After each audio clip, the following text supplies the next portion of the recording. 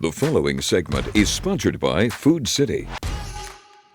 Well, believe it or not, the spring season has arrived, and through the day in and day out of what we've been covering through the winter sports season with college hoops, high school hoops, and so much more, it is time for college baseball. And on Friday, we open up NCAA baseball, starting with the ETSU Bucks, as they will open their 2025 campaign in a 3-game series at their home Thomas Stadium against Northern Kentucky, followed by a road trip to Blacksburg to take on Virginia Tech on Tuesday. And before their opening first pitch, I got a chance to sit down in an exclusive one-on-one with head coach Joe Pennucci, entering his 8th season at the helm, coming off a fantastic year in the program where the Bucks won 36 games, something they hadn't done since 2011, and were truly in the mix for a SoCon title at the end of the year. So we get to sit down, chat about Pennucci's journey in the role and where this program lies as it brings in some new talent, new faces,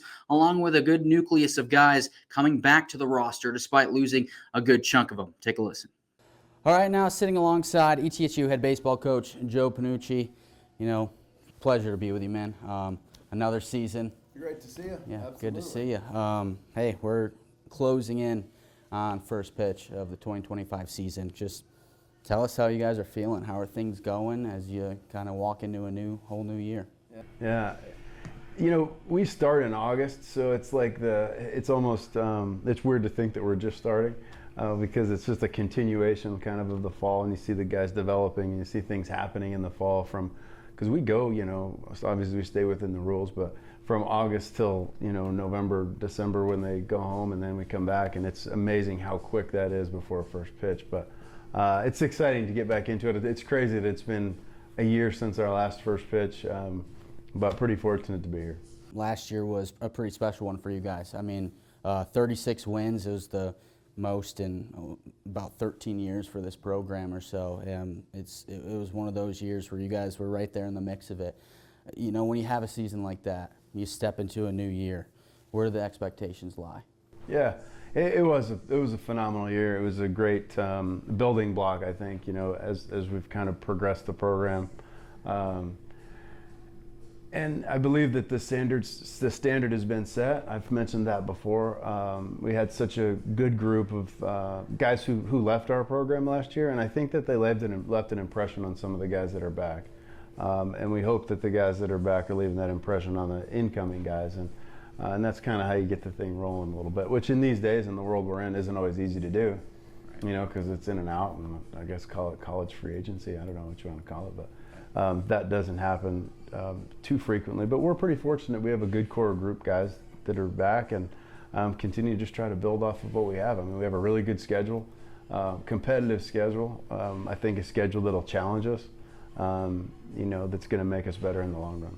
All right, yeah, definitely an ever-changing college landscape, but you mentioned some guys, core guys coming back, so just kind of walk us through this roster a little bit, some of the guys that ETSU fans will recognize coming back and some new faces. I think Cody Miller's probably the guy that people recognize the most. I mean, he's been a 2-year, you know, starter at third, you know, in the infield for us, and has had back-to-back really good seasons, and, you know, kind of serves a leadership role in our program.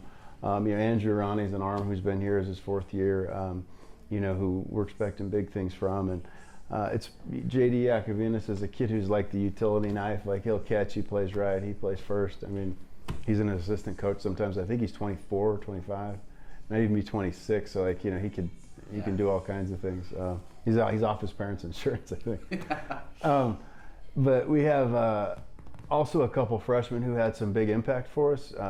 Jace Hyde, Mike Harpster, those guys were thrown in the fire in the weekend rotation as freshmen, and they've really made a jump. It's been fun to watch.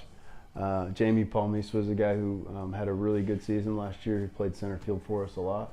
And, you know, Carter Fink's a guy who kind of bounced back out of a JUCO and came to us and was on the rotation as well. So there's some returning pieces that I think understand what it takes to win at this level and to be successful in the SoCon. All right, man. You're walking into year 8 here as head coach. You know, looking back on just this whole journey, now in 8 years you've been here, when you took this job back in July of 2017, is this what you expected? How have things kind of aligned, and how the things have gone, and where does this program lie? I think you can. It's been a fun journey for me. I mean, you know, I grew up in Colorado, ended up in New York, and then came from New York to Tennessee, and took some chances and took some opportunities. And I've been a super blessed guy. I've been a super fortunate guy, and I know that. It's been a really cool place to live. It's been a fun place to meet people like yourself, and our players, and a lot of the coaches and staff that we've had that have kind of moved on and have been around. So, you know, I think in this business, like, you know, there's so many coaches with so many egos, and it's all about them and all about that. And I try to look at it more about like what I've learned from other people. And I've had so many cool people along my way that have paved my path. And I'm just lucky and fortunate to be here. And I think we've grown a lot. I think that the program has grown a lot. I think we've taken some strides. It's been pretty neat. And we've had some weird bumps in the road. I mean, you know, we started off pretty well first couple of years. We're on fire going into COVID. We had Landon Knack as our number one. Like, that season was going to be pretty special, I think. And then it was like, holy crap, were we going to have another season? Are we not? 21, who's going to, you know? And there was a lot of hangover from COVID that I think really affected a lot of people. And I know it did affect our program a little bit. And then throw the transfer portal in and some budget stuff and this and that.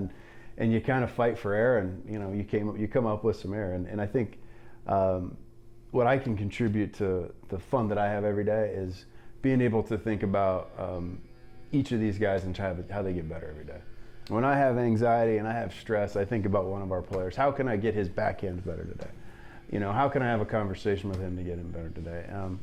And that's what kind of keeps me going. And our coaches have been great. Like, I have an amazing coaching staff. Coach Benzino does a great job with our pitchers. Coach Marshall does a great job with our hitters.